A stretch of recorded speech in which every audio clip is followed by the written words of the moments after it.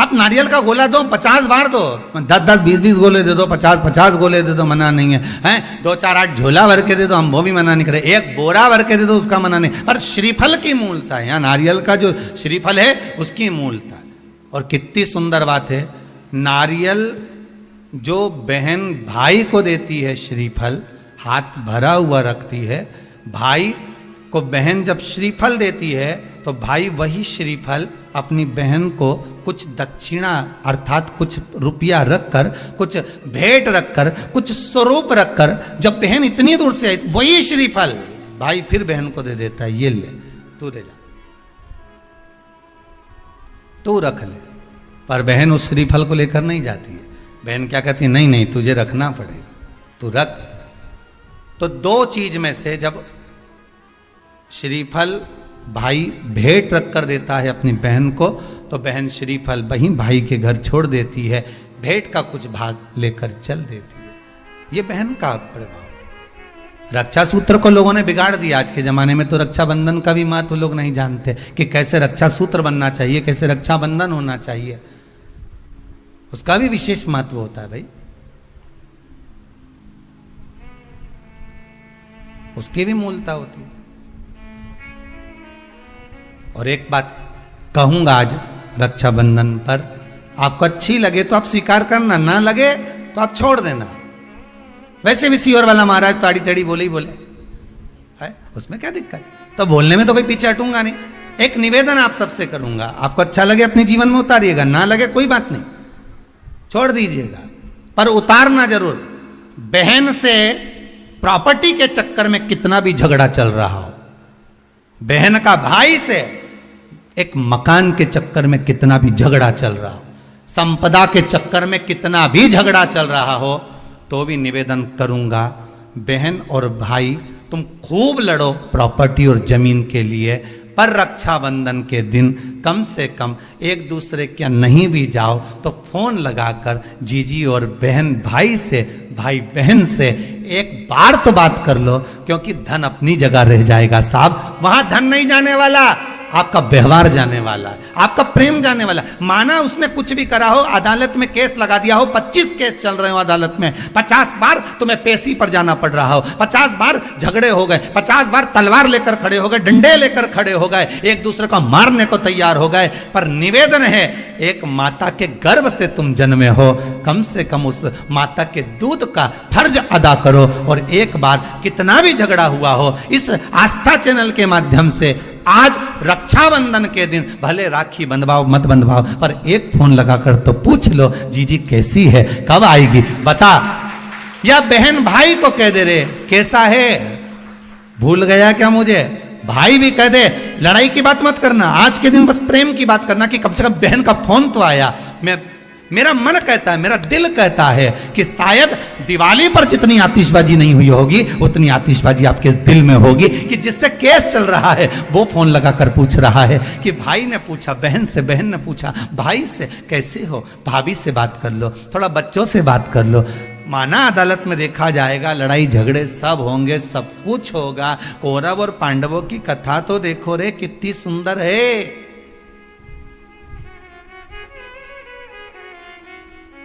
कितनी सुंदर है।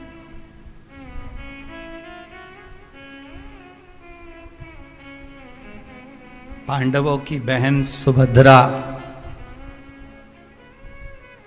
राखी बांधने कौरवों को जाती है, कौरवों की बहन राखी बांधने के लिए पांडवों को जाती है। जरा विचार करिए,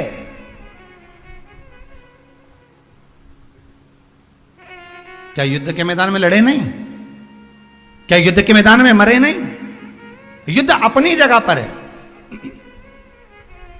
ब्राह्मण, साधु, संत और बहन बेटी, ये तीन काल का हरण करती है, इसलिए इन तीनों की महत्वता। जब ये राखी जो बनती है ना, ये रक्षा सूत्र जो तुमने बांधा है, जो मोली जो बांधते हैं, कलेवा जो बांधते हैं, ये रक्षा सूत्र बहुत दिन तक जब बंधा रहता है, बंधा रहता है, बंधा रहता है, पूरा समय 8 महीने, 9 महीने, 6 महीने, 4 महीने, 3 महीने, जितना भी आप लोग बांध कर रखते हैं, जितना भी 8 दिन, 15 दिन, 20 दिन, जब तक आप बांध कर रखते हैं, उसके बाद में इसको खोलने के बाद कहां डाला जाता है?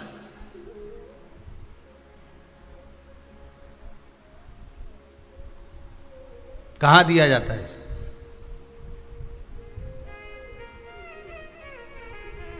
वो रक्षा सूत्र को कहां डाला जाता है? तो कहते हैं जिस स्थान पर गाय को बांधा जाता है, जिस स्थान पर गाय को बांधा जाता है, उस स्थान पर इस रक्षा सूत्र को ले जाकर एक और किसी भी खूंटे से गाय के, या गाय का जो ग्वाड़ा होता है, गाय जहां बंधती है उस स्थान पर कोई कील लगी हो, कोई खूंटा लगा हो, उससे इस रक्षा सूत्र को खोलकर बाद में बांध दिया जाता, वहां रख दिया जाता। क्यों, किस लिए रखते हैं, क्यों जोड़ा गया इसको? हिंदू धर्म में रक्षा सूत्र को गाय से क्यों जोड़ा गया? उसका कारण केवल इतना है कि गौ माता, जब तक आपने रक्षा सूत्र बांधा, इसके बाद रक्षा सूत्र आपने अगर गौ माता के उस ग्वाड़े में कहीं ले जाकर बांध दिया है, दे दिया है, रख दिया है, 33 कोटि देवता गौ माता के भीतर विराजमान होते हैं। 33 कोटि देवता गौ माता के भीतर रहते हैं। और केवल ये जो ये गाय जहां बंधती है, गौशाला जो होती है ना, गाय जहां बनती है, जहां पर गौ माता निवास करती है, हम तो कहते हैं लोग वृंदावन किससे मिलने जाते हैं? जम के बोलिए जरा, भगवान कृष्ण से, ठीक है? और भगवान कृष्ण किसको चराने जाते हैं? गौ माता। मतलब तुम कृष्ण जी के पीछे और कृष्ण जी गौ माता के पीछे। क्यों? तो उसका सीधा सीधा प्रसंग है कि गाय के ग्वाड़े में, गाय के उस आंगन में, गौशाला आदि में जहां गाय बनती है, उस जगह पर अगर आपने रक्षा सूत्र बाद में बंधने के बाद 8-15 दिन, महीने भर, 2 महीने, 4 महीने, 6 महीने, 8 महीने के बाद में आपने वहां बांध दिया, रख दिया, तो जिसके हाथ में बंधा होता उसकी रक्षा स्वयं गौ माता में विराजमान 33 कोटि देवता करते हैं। उसकी रक्षा का सूत्र फिर वो संभालते, फिर वो आपके नहीं, फिर वो संभाले।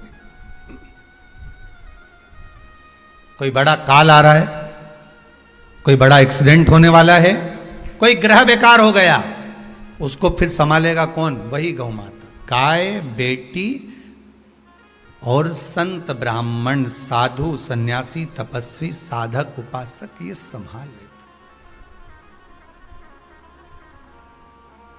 ये संभाल। एक नियम ले लो, कोई भी एक साधना भी फीके हो गए, इतना फीका कर दिया विरोधियों ने, इतना फीका कर दिया विधर्मियों ने कि जब देखो जब त्योहार आता है और ये अपनी चाल चलना प्रारंभ कर देते हैं। मावा नकली है, दूध नकली है, मावा नकली है, दूध नकली है, और इनकी निगाह में वो चॉकलेट असली है। घर के पकवान नकली, घर का भोजन नकली, भारत की भूमि पर बनने वाला पकवान, गुलाब जामुन, इमरती, भजिया, पकोड़ा, खोपरा पाक, अपने घर में बनने वाला गुजिया, पपड़िया, सब नकली है। बस बाजार जाओ, रक्षाबंधन का त्योहार है, एक टॉफी भाई बहन को, बहन भाई को दे दे, और इसको त्योहार कहते हो? त्योहार वो होता है जो घर की माँ घर में मिठाई बनाए और बच्चों को खिलाए, उसको त्योहार कहते हैं।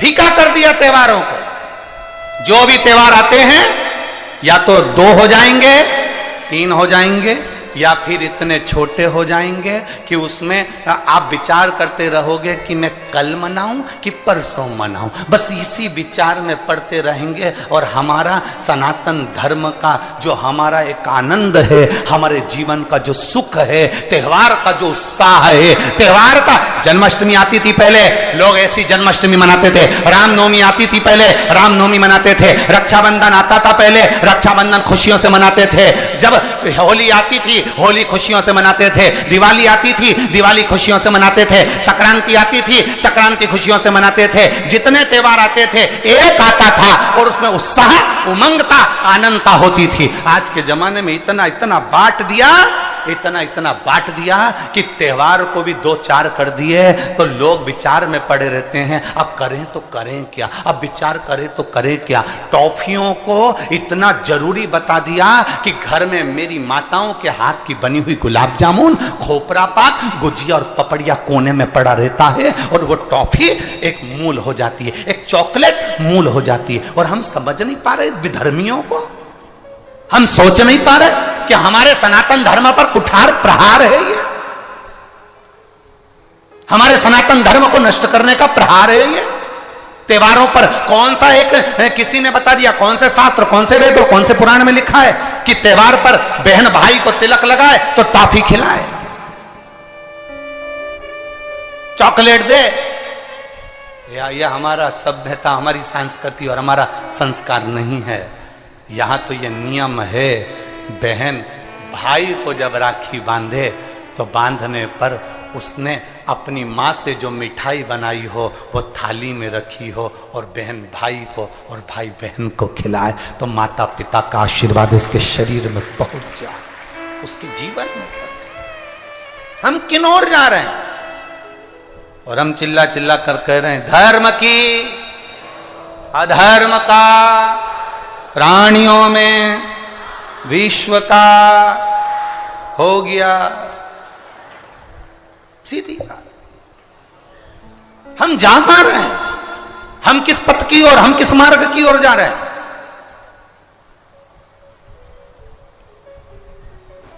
भ्रम में पड़ गया, विचारों में पड़ गया, हम भ्रमित हो रहे हैं, भ्रमित। एक ने कह दिया, सियोर वाला महाराज कहता है शंकर जी पे चढ़ा हुआ जल पीना चाहिए, सियोर वाले महाराज कहते हैं बेलपत्री चढ़ी हुई खाना चाहिए। फिर कहीं का आ गया जिसको सियोर वाले महाराज का विरोध करना था, उसने कह दिया ना जल पियो ना बेलपत्री खाओ, नहीं तो तुम्हारा जीवन ऐसा हो जाएगा। ये विरोध शास्त्र का नहीं है, ये सियोर वाले महाराज का है कि इन्होंने अगर बोला है तो उसका विरोध करना, इन्होंने बोला दुर्वा चढ़ाओ उसका विरोध करना, इन्होंने बोला चावल चढ़ाओ इसका विरोध करना।